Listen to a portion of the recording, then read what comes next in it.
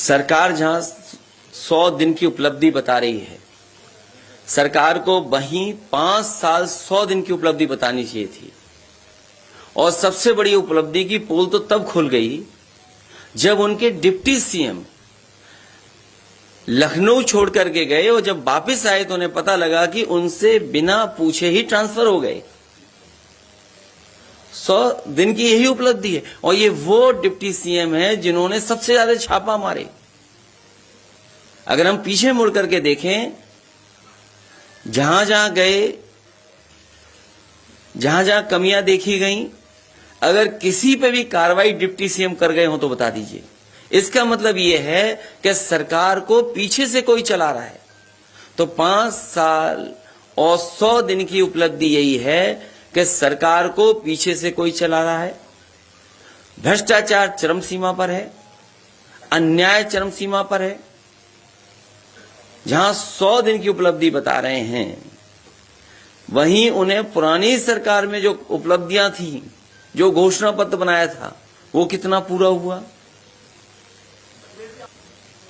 और फिर सबसे बड़ी उपलब्धि यह है सरकार की कि यूपी दरोगा भर्ती इतने बड़े पैमाने पे जिसमें धांधली हुई हो, जहां पर स्क्रीन शेयरिंग की पता लग गई हो कि स्क्रीन शेयर कर करके नकल हुई है या पेपर सॉल्व हुआ है, न जाने कितने लोगों की गिरफ्तारी हो चुकी है। जो जेल में थे वो भी भर्ती हो गए। तो ये 100 दिन की उपलब्धि माने कि हम 5 साल 100 दिन की उपलब्धि माने। 100 दिन में तो न जाने कितनी नौकरी देने और रोजगार देने की बात थी। सवाल नौकरी मिलेगी कि नहीं मिलेगी, या इसी तरह धांधली या पेपर लीक में नौकरियां चली जाएंगी। जो अभी हाल में फीता काटेंगे वो भी समाजवादियों की उपलब्धि पुराने साल की। जो आज हम और आप बैठे हैं, इसके बाद जो पहला फीता कटेगा,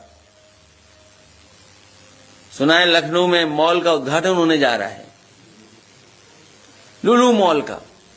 जाइए और पूछिए सरकार के लोगों से कि लुलु मॉल किसकी उपलब्धि है।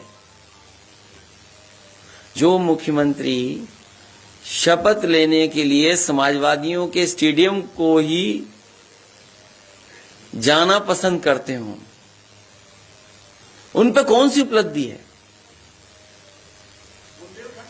मैं उसके पक्ष में नहीं हूं।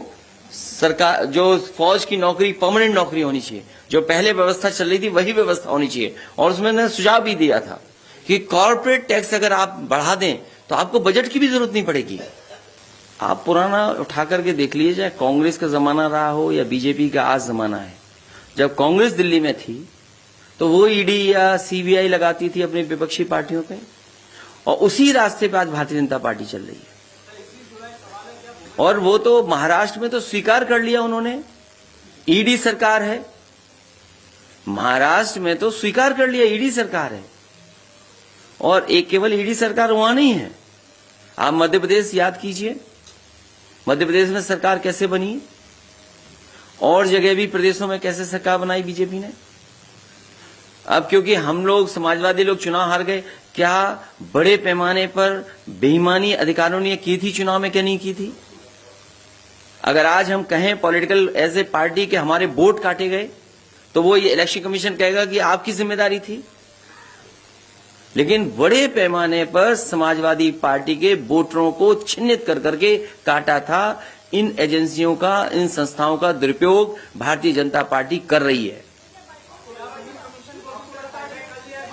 उसमें भी हमने कई हमारे सदस्यों ने शिकायत की है इलेक्शन कमीशन को कि किस तरीके से वोट नहीं डालने दिया उनको।